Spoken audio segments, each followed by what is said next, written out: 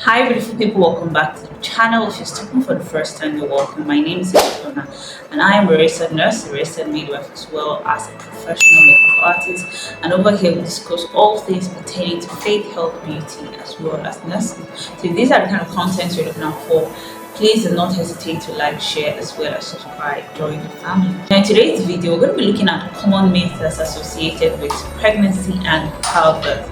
I'm going to be talking facts over fiction.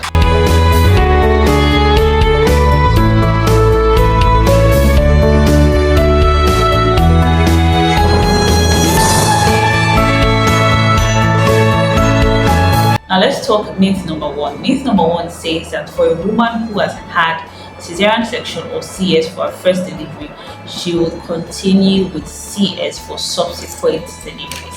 Now, this is the fact. The fact is this is not entirely true because there are certain factors that influences whether or not you are going to have CS or vaginal birth. Now, for example, a woman who has CS for her first delivery, what was the reason why she had CS? Did she have a condition? You know, women who have had conditions like preeclampsia and the likes, they have higher chances of having CS subsequently. But if a woman doesn't fall into that category, or the reason for her CS wasn't as a result of that, then she could have vaginal birth.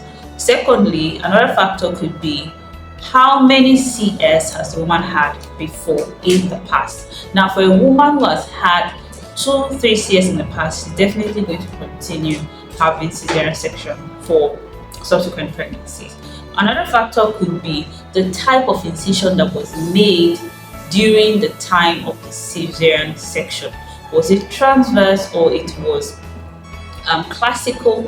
Whatever this type of incision or cut that was made will determine if such a woman can have vaginal birth subsequently or stick with CS.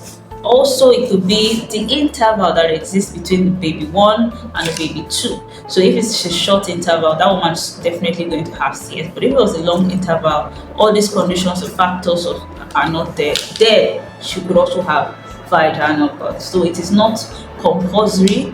They are just that certain factors have to be put into consideration. And this decision is not made by the woman alone, but it's a joint effort made by both her and medical team to know what type of delivery would be suitable for her based on her body type, her condition, and what she's going through at that moment.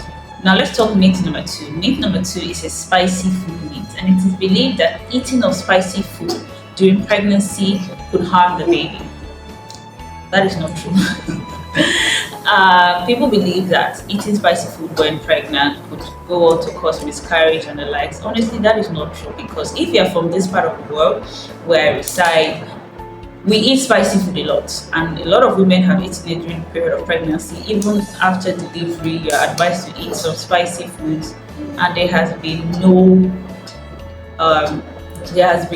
incidence of any risk or any harm to the baby. Okay, so I would say for this myth there is no scientific backing to it. I mean, there's even a research that shows that eating spicy food will be beneficial to such women who are pregnant because it will help in digestion as well as prevent nausea. So it is actually, for me, it's not true at all, because here we eat spicy food a lot and there's no complication of any kind.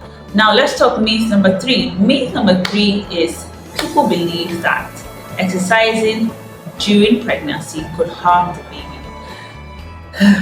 Now this is reality of things. When you are about to deliver, that you're already in labor, you are in the hospital, most times as midwives we will advise that you walk around. Now, what is walking? Walking is what? A form of exercise, right? Now, we are not asking you to lift weight to carry out a strenuous exercise. We always say walk around, and we say that because it has a way of facilitating the labor experience. It tends to shorten the time at which you will spend in labor. So I would say that this is not true entirely. If you are carrying out exercise, please ensure that they are easy, moderate exercises. Okay, don't come and start doing exercises that are not good for you. And even at that, before carrying out even the moderate exercise or exercise that you deem to be moderate, you have to ensure that you talked with your medical team. There are people that have certain conditions during pregnancy that even the moderate exercises, they might not be able to carry them out. Okay, so you have to know what exercise is moderate, what exercise is good for you based off what you are going through during your pregnancy. Now, myth number 4. Babies can recognize their parents.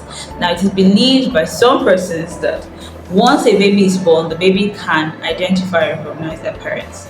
This is absolutely I say this and I laugh because this is absolutely not true at all. Because for a newborn, they are able to detect light and darkness. You know, if you bring a newborn into a room where there's light, it's lit up, they can tell that, oh yes, this is light, okay, and if the place is dark, they can tell that.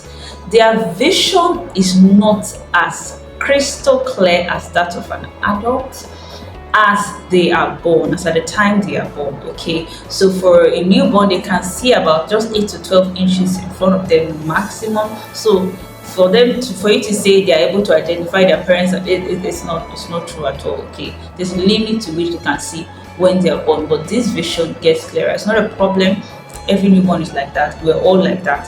So it is as the newborn grows, as the baby grows and gets older, they are able to see clearly, and then they're able to identify faces, you know, familiar faces with time, including that of their parents. So it is not as soon as they are born, it takes time.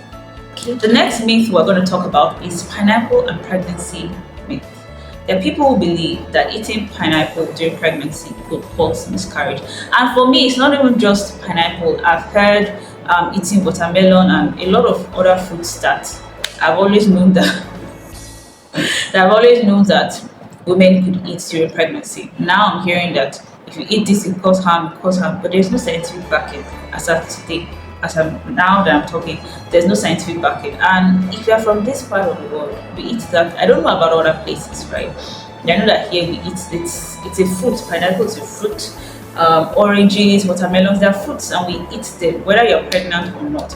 But one thing I would say as regards these restrictions to certain food is it depends on your body type. And the reason why I say so is there are people who prior to pregnancy they do not eat beans. Let me use that as an example. They do not eat beans because their body does not accept it. Now, it is very and highly possible that by the time they are pregnant, that resistance is amplified in the sense that you are not still able to eat beans when you are pregnant. It's very possible. But it's also possible that getting pregnant, that is when your body is now able to accept beans. It's also very possible. So I wouldn't say it's a general thing. It's just you should know what works for you. Put into consideration before pregnancy, was my body able to accept this? Okay, then try it during pregnancy. If you see your body doesn't accept it, then you should stop it. But it's not a general thing, okay? It is not a general thing that, okay, don't eat beans, don't eat this, don't eat that. Not at all. There's no scientific backing to it.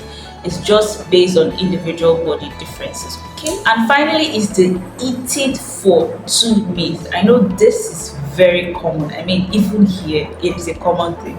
Once a woman is pregnant, eat, oh, now you are eating for two, oh, you are breathing for two, you are doing everything for two.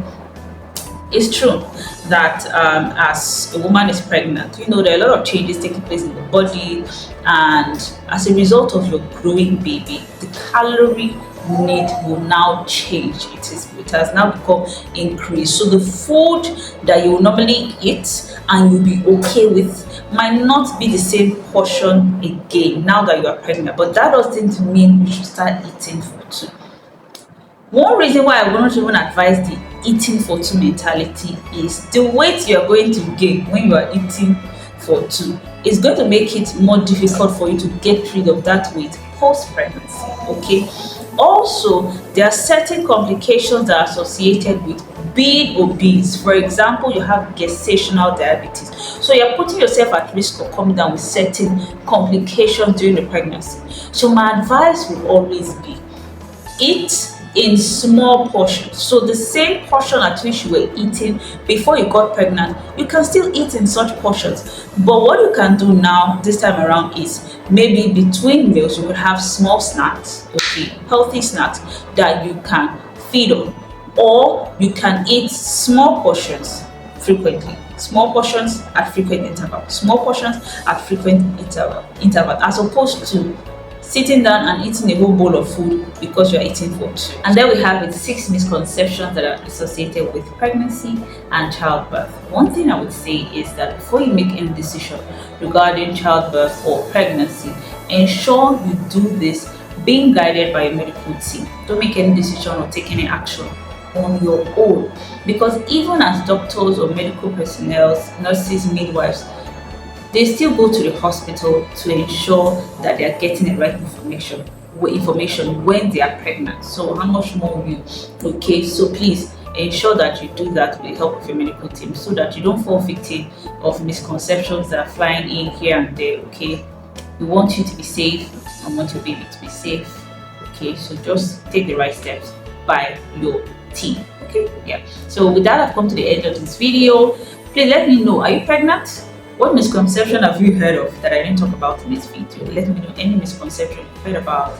Let's discuss in the comment section below.